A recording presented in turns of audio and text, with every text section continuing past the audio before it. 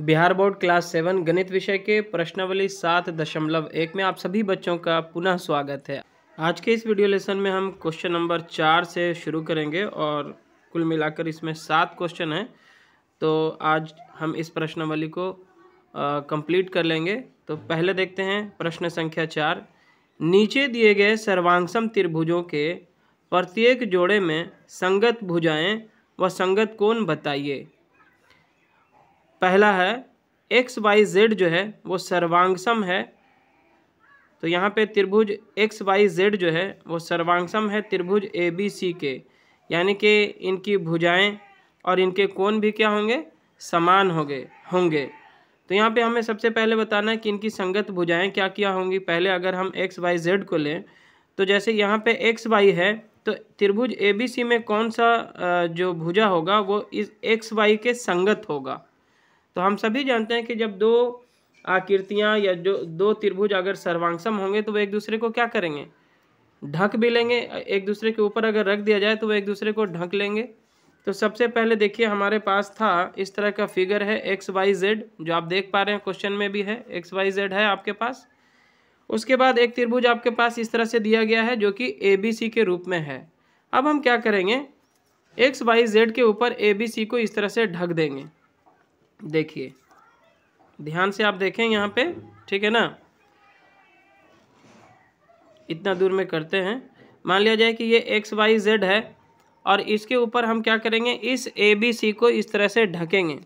ये A B C आप देख पा रहे हैं, है ना।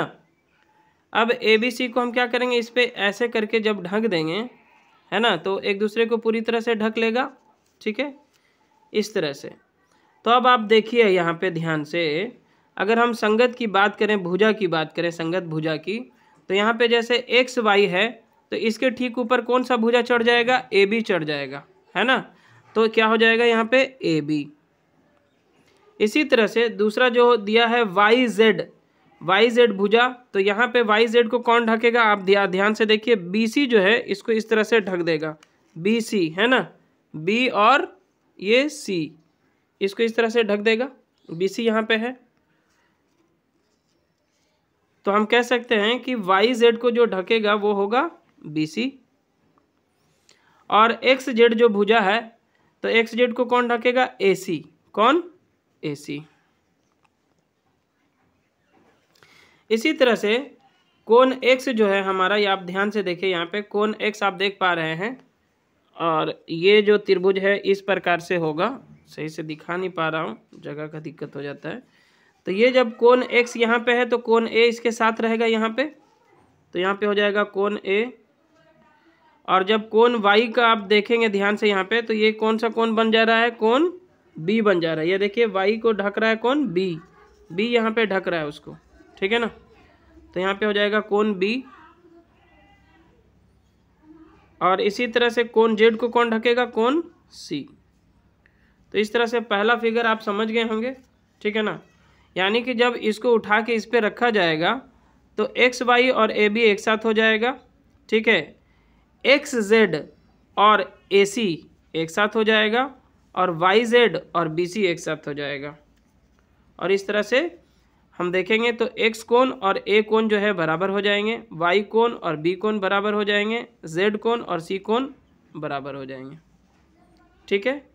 और अब हम क्वेश्चन नंबर 4 का दूसरा देखते हैं। यहाँ पे एक त्रिभुज है ए बी सी और यहाँ पे आप देख पा रहे हैं इस फिगर में ए बी सी एक त्रिभुज बन रहा है और दूसरा त्रिभुज है ए बी डी, इस तरह से, है ना।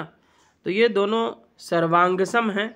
तो जब सर्वांगसम हैं तो इनकी संगत भुजाएं भी बराबर होंगी और संगत कोण भी क्या होंगे, बराबर होंगे। अगर हम इसको अलग अलग दोनों त्रिभुज को बना लें तो पहला त्रिभुज आपको कुछ इस तरह का दिखेगा, देखिए ए बी सी, ये वाला त्रिभुज इस तरह से, ऐसा ऐसा और फिर ऐसा, ठीक है।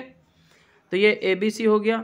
और जो दूसरा त्रिभुज बनेगा वो होगा ए बी डी। तो वो त्रिभुज कुछ इस तरह का आपको दिखाई देगा। देखिए ये त्रिभुज ए बी डी आपको इस तरह का कुछ दिखाई देगा। फिगर कुछ इस तरह से दिया हुआ है ना, इस तरह से रखा हुआ है दोनों, ठीक है। अब हमको बताना है कि इन दोनों में संगत भुजाएं कौन कौन हैं और संगत कोण कौन कौन हैं। तो यहाँ पे जो दूसरी त्रिभुज है ए बी डी, यहाँ पे देखिए यहाँ पे डी है ऊपर में, तो यहाँ भी हमने डी ही लिखा है, और यहाँ पे बी है तो यहाँ पे भी बी है, और यहाँ ए है तो यहाँ भी हमने ए रखा है। और अब हम इस त्रिभुज को इस तरह से उठा के देखिए, ये पहले से एक त्रिभुज है और इस त्रिभुज को उठा के हम इसके ऊपर में ऐसे रख देंगे। जब इसके ऊपर में ऐसे रखेंगे तो एक दूसरे को ढक लेगा। अब आप देख सकते हैं ध्यान से, यहाँ पे सबसे पहले ए बी की बात करें तो यहाँ पे जब ए बी है तो यहाँ पे भी क्या है, बी ए, यानी कि ए बी ही होगा। तो ये दोनों तो कॉमन है दोनों ही त्रिभुज में। देखिए यहाँ पे भी ए बी, इस त्रिभुज के लिए भी और इस त्रिभुज के लिए भी ए बी ही होगा। अगर हम बी सी की बात करें, इस भुजा की बात करें बी सी, तो इसमें क्या होगा, ए डी, इसमें क्या होगा, ए डी। और जब हम इसमें ए सी की बात करेंगे तो इसमें क्या होगा, बी डी, क्या होगा, बी डी। तो यहाँ पे ए सी हो जाएगा बराबर बी डी के। क्लियर है। और अगर हम कोण ए बी सी की बात कर रहे हैं पहले त्रिभुज में, ये पहला त्रिभुज है हमारा, तो ए बी सी यानी इस कोण की बात हो रही है, ठीक है। तो इसमें हमारा ए बी सी कौन होगा, किसके बराबर होगा, जब ये इस तरह से था देखिए,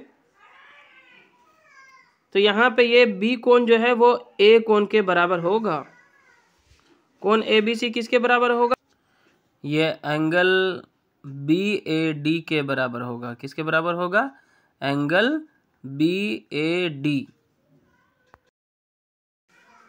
यहाँ पे जब हम बी सी ए की बात करें, इस एंगल की बात करें, तो यहाँ पे क्या होगा, ए डी बी, क्या हो जाएगा, a d b, angle a d b, ये ए डी बी है, साफ से आप लिख लीजिएगा। चलिए अब हम इस त्रिभुज में एंगल बी ए सी को देखेंगे। बी ए सी ये जो एंगल जो बन रहा है इसमें, उसी प्रकार इस त्रिभुज में देखेंगे तो ए बी डी बन रहा है। क्या बन रहा है, एंगल ए बी डी। तो ये दोनों एक दूसरे के संगत हो जाएंगे, एंगल ए बी डी, ठीक है। क्लियर हो गया। और अब हम इसका क्वेश्चन नंबर 4 का तीसरा नंबर देखते हैं। यहाँ पे देखिए इस तरह की आकृति दी गई है जिसमें दो त्रिभुज बन रहे हैं। पहला त्रिभुज है a b d, a b d ये एक त्रिभुज है, और दूसरा जो त्रिभुज है वो है सी डी बी, है ना। तो ये दोनों त्रिभुज आपस में क्या है, सर्वांगसम है, यानी कि जब अगर इनको अलग अलग करके एक दूसरे के ऊपर रखा जाए तो ये एक दूसरे को बिल्कुल पूरी तरह से क्या करेंगे, ढक लेंगे। तो यहाँ पे देखिए इसी फिगर को हमने कॉपी करते हुए यहाँ पे बनाया है। ये देखिए आपका ए कॉर्नर ये है, ये बी है, हमने बी को ऊपर नीचे 2 बार लिखा है क्योंकि हम इसको काटेंगे अभी बीच से। और यहाँ पे देखिए सी कॉर्नर है, यानी कि वर्टेक्स सी यहाँ पे है आपका, शीर्ष सी, और यहाँ पे जो शीर्ष है वो है डी, ठीक है ना। और इसी को हमने अपोजिट भी इस तरह से रख लिया, जैसे यहाँ पे ए है तो यहाँ पे देखिएगा आप ए रखा है, इस कॉर्नर में बी है तो यहाँ पे देखिएगा उल्टा साइड में भी हमने यहाँ पे बी रख दिया है, और यहाँ पे सी है तो उल्टा साइड में भी हमने यहाँ पे सी रखा है, सी, और यहाँ पे डी है तो यहाँ पे भी हमने डी रखा है। अब हम इसको क्या करेंगे, इस फिगर को बीच से हम इस तरह से काट देते हैं कैंची से। आप प्रैक्टिकल ज़्यादा करेंगे तो समझ में आएगा अच्छे से आपको। इस तरह से हमने काट लिया इसको। अब आप जानते हैं कि इसको पूरी तरह से ढकने के लिए हमको क्या करना पड़ेगा, इसको इस तरह से रखना पड़ेगा। देखिए ऐसा रखना पड़ेगा, तभी जाकर के ये सर्वांगसम होंगे। ऐसा मोड़ना नहीं होगा, बल्कि इसको इस तरह से जैसे अभी था पहले, देखिए एक बार ऐसे, है ना। इसको हमको क्या करना होगा, उठा करके इस तरह से ऐसे करके इसके ऊपर रखना होगा, तब जाके ये दोनों एक दूसरे को पूरी तरह से ढक पा रहे हैं। देख रहे हैं आप, है ना। इस तरह से पहला में जो कोना ए है तो यहाँ पे वो कोना क्या हो जाएगा, सी हो जाएगा, ठीक है ना। ये कोना क्या हो जाएगा, सी हो जाएगा। इस तरह से अभी तो आप देख पा रहे हैं ना, पूरी तरह से ये ढक रहा है, ए बी सी डी, और यहाँ पे डी है तो यहाँ बी है। अब हमारा फिगर हम दोनों को कर देते हैं इस तरह से अलग अलग, ठीक है। ये एक दूसरे के ऊपर रखने से एक दूसरे को पूरी तरह से ढक लेता है। तो अगर हम ए बी की बात करें, पहला नंबर में देखिए ये ए बी है, तो दूसरा नंबर में ये भुजा किसके समान है, सी डी के। किसके समान है, सी डी। तो यहाँ पे हम CD लिख देंगे। क्लियर है। फिर है दूसरा में BD, तो B से लेके D, इसमें भी BD एक ही रहेगा, दोनों में कॉमन था ये वाला BD, तो BD यहाँ पे भी BD ही रहेगा।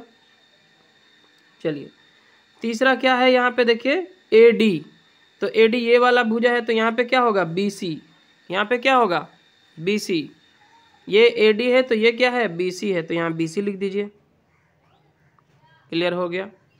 अब इसी तरह से यहाँ पे पहले पूछ रहा है कोण ABD, इस कोण की बात हो रही है, ABD इस कोण की बात, तो इस त्रिभुज में क्या हो जाएगा CDB, क्या हो जाएगा CDB। यहाँ कोण ABD है तो यहाँ क्या होगा कोण CDB, कोण CDB।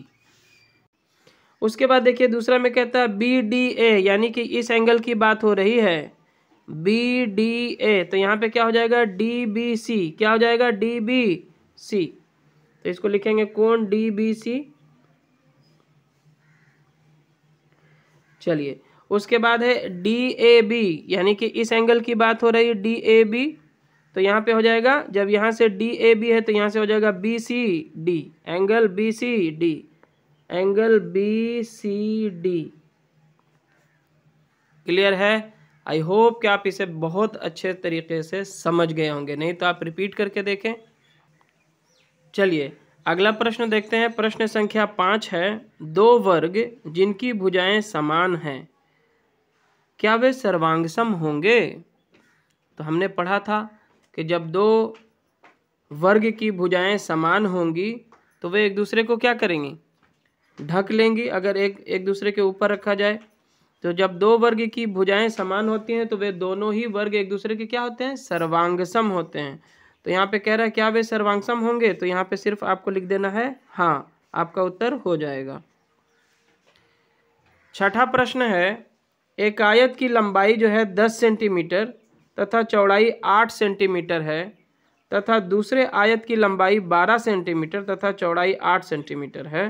देखिए दोनों की चौड़ाई समान है, 8 है, लेकिन पहले आयत की लंबाई 10 है तो दूसरे की 12, यानी 2 सेंटीमीटर क्या हो जा रही है, लंबाई कम हो जा रही है। दोनों आयत को सर्वांगसम करने हेतु पहले आयत की लंबाई को कितना बढ़ाना होगा, चौड़ाई चूंकि दोनों की समान ही है, लंबाई में 2 सेंटीमीटर पहला वाला जो आयत है कम हो जा रहा है, अतः उसकी लंबाई 10 की जगह अगर 12 कर दिया जाए, यानी कि 2 सेंटीमीटर बढ़ा दिया जाए, तो वे दोनों एक दूसरे के क्या हो जाएंगे, सर्वांगसम हो जाएंगे। तो यहाँ पे आप 2 सेंटीमीटर डायरेक्ट लिख सकते हैं आंसर इसका। इसे आप इस तरह से समझे जैसे कि ये पहला आयत आप देख पा रहे हैं, इसकी जो लंबाई है कितनी है, 10 सेंटीमीटर है और चौड़ाई 8 सेंटीमीटर है। वहीं दूसरे आयत की अगर हम बात करें तो इसकी भी जो चौड़ाई है वो 8 ही सेंटीमीटर है, लेकिन लंबाई 12 सेंटीमीटर है, यानी कि 2 सेंटीमीटर ये अधिक है। तो अगर पहला जो आयत है उसको भी 2 सेंटीमीटर और आगे बढ़ा दिया जाए तो दोनों जो आयत हैं एक दूसरे के क्या हो जाएंगे, सर्वांगसम हो जाएंगे। तो यहाँ पे क्या होगा, 2 सेंटीमीटर बढ़ाना होगा पहले आयत की लंबाई को। चलिए और अब हम इस प्रश्नावली का अंतिम प्रश्न लेंगे जो कि है क्वेश्चन नंबर 7। कहता है चित्र 7.12 में बने दो वृत्त क्या सर्वांगसम होंगे, यदि हाँ तो क्यों। तो यहाँ पे हम देख पा रहे हैं कि पहला जो वृत्त है इसकी त्रिज्या कितनी है, 2 सेंटीमीटर है। 2 सेंटीमीटर का जो रेडियस लेकर के, त्रिज्या लेकर के इसको बनाया गया है। और वहीं अगर हम बात करें दूसरे त्रिभुज की तो इसकी भी जो त्रिज्या है वो भी 2 सेंटीमीटर है। और जब दो वृत्तों की त्रिज्याएं समान होती हैं तो वे दोनों एक दूसरे के क्या होते हैं, सर्वांगसम होते हैं। तो इसका उत्तर क्या होगा, हाँ, ये दोनों एक दूसरे के क्या हैं, सर्वांगसम हैं। तो उत्तर होगा हाँ। और फिर क्वेश्चन है कि क्यों, तो क्यों में आप जवाब लिखेंगे हाँ, ये दोनों ही वृत्त सर्वांगसम हैं क्योंकि इनकी त्रिज्या समान है। तो बच्चों आप अपने उत्तर में यही चीज़ लिख सकते हैं कि हाँ, दोनों वृत्त सर्वांगसम हैं क्योंकि दोनों की त्रिज्या 2 सेंटीमीटर है, यानी कि समान है। और इसी के साथ ये प्रश्नावली भी हो जाता है यहाँ पे कंप्लीट।